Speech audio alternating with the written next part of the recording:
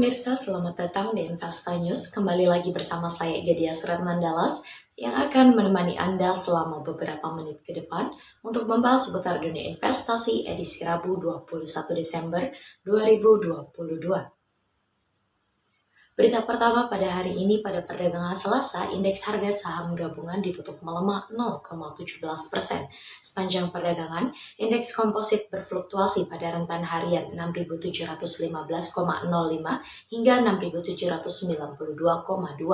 Penurunan indeks komposit dimotori oleh sektor barang baku dan teknologi yang keduanya melemah 1,33%.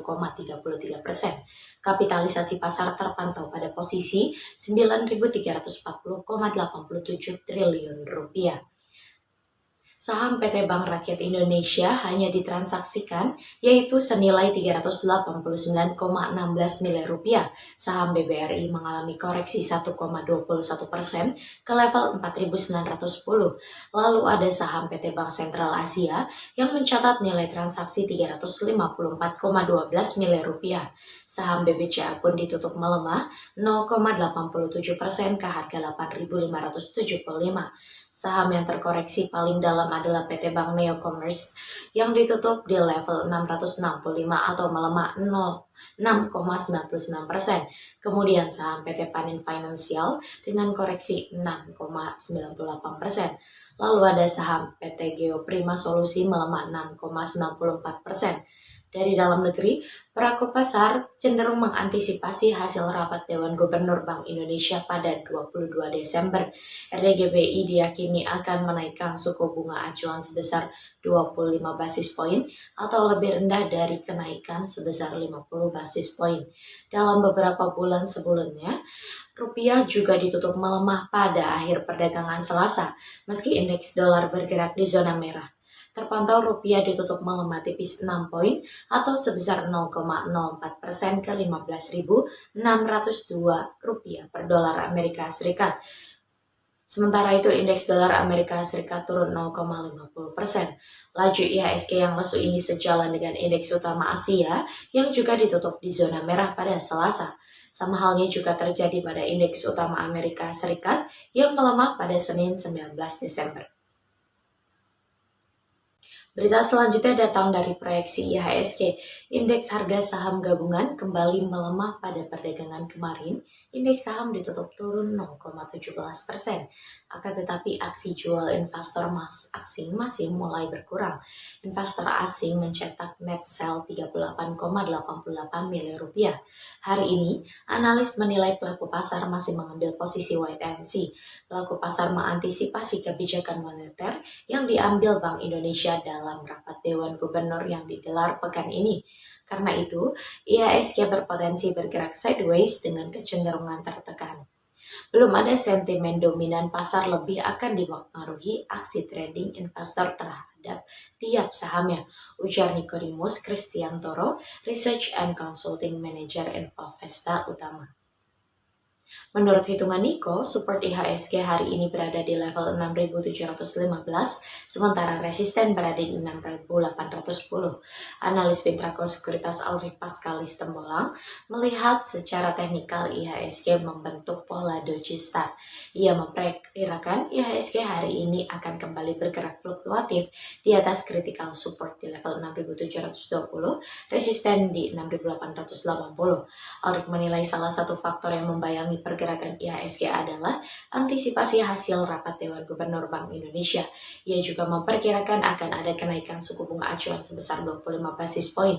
Menurut analisa Head of Research Jasa Utama Capital Sekuritas Cheryl Tadewijaya, IHSG hari ini berpotensi konsolidasi menguat dengan rentan 6.700 hingga 6.850. Cheryl merekomendasikan investor mencermati saham PT Bank Sentral Asia, PT Bank Mandiri, dan PT Sumber Alvaria Trijaya. Sedangkan ahli menyarankan investor mencermati saham yang sensitif terhadap suku bunga, seperti sektor properti dan perbankan, di antaranya BMRI, PT Bank Negara Indonesia, dan PT Pakuan Jati. Saham retail yang cenderung bergerak positif menjelang libur Natal dan juga Tahun Baru juga menarik. Sementara itu, Niko merekomendasikan buy saham PT Indofood CBP Sukses Makmur dengan support 10.100 dan resisten di 10.500. Kemudian, PT Mitra Agri Perkasa dengan support dan resisten di 1.475.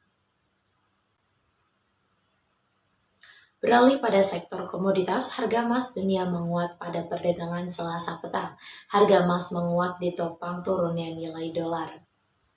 Meskipun demikian, masih ada kekhawatiran tentang kenaikan suku bunga lebih lanjut dari Federal Reserve Amerika Serikat menjadi pembatas kenaikan si logam kuning tersebut.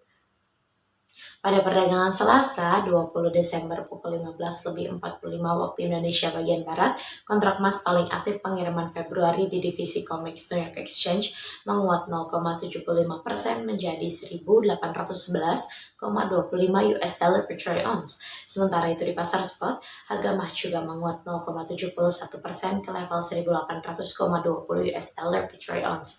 Adapun indeks dolar Amerika Serikat turun 0,72% menjadi 103,588.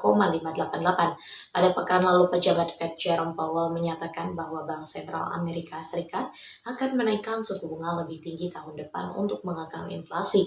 Dari dalam negeri, harga dasar emas 24 karat antam ukuran 1 gram dijual senilai Rp1.004.000, turun Rp3.000 dari posisi sebelumnya. Harga buyback emas antam berada di level Rp901.000 per gram, turun Rp3.000 jika dibandingkan dengan perdagangan sebelumnya. Selanjutnya pada sektor komoditas yang kedua, harga minyak mentah dunia bergerak menguat pada perdagangan Selasa petang.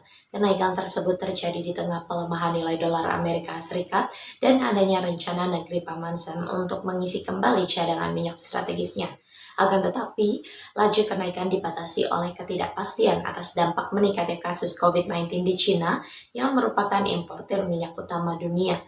Pada perdagangan Selasa, 20 Desember pukul 15.52 waktu Indonesia bagian Barat, harga minyak West Texas Intermediate untuk pengiriman Februari 2022 menguat 0,08% menjadi 75,95 US dollar per barel di New York Mercantile Exchange. Adapun harga minyak mentah Brent untuk pengiriman Februari juga naik 0,04% ke level 79,83 US dollar per barel di London Ice Futures Exchange. Pasar minyak global mendapat dukungan dari rencana Amerika Serikat untuk membeli hingga 3 juta barel minyak guna mengisi cadangan minyak strategis negaranya. Hal ini merupakan pembelian pertama sejak rekor pelepasan cadangan strategisnya sebesar 180 juta barel dari stok yang ada. Penjualan minyak strategis tersebut menyebabkan volume stok minyak negara Amerika Serikat mencapai level terendah sejak 1980-an. Sementara itu, nilai tukar dolar Amerika Serikat yang lebih lemah menjadi pendukung kenaikan harga karena dolar yang lebih lemah membuat minyak lebih murah bagi pihak yang memegang mata uang lainnya. Berita penutup kita pada pagi hari ini, nilai tukar rupiah berpotensi menguat terhadap dolar Amerika Serikat pada Rabu 21 Desember. Arah bunga Bank Indonesia akan menjadi salah satu penggerak rupiah pada hari ini. Analis TCFX Futures Lukman Leong mengatakan ada sentimen negatif bagi dolar Amerika Serikat. Salah satunya Bank of Japan yang secara mengejutkan menyesuaikan kontrol imbal hasil obligasi. Ini memungkinkan bunga jangka panjang naik lebih besar.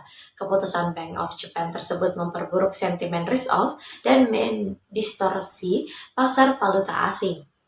Presiden Komisioner HFX Internasional Berjangka Sutopo Widodo menyebutkan rapat Dewan Gubernur Bank Indonesia pekan ini berpotensi menjadi faktor penguat bagi rupiah, utamanya bila Bank Indonesia merilis kebijakan yang baik untuk menjaga inflasi.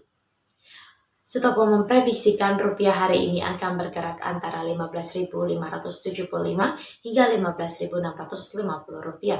Sementara Lukman memperkirakan rupiah bergerak di kisaran 15.500 hingga 15.700 rupiah per dolar Amerika Serikat.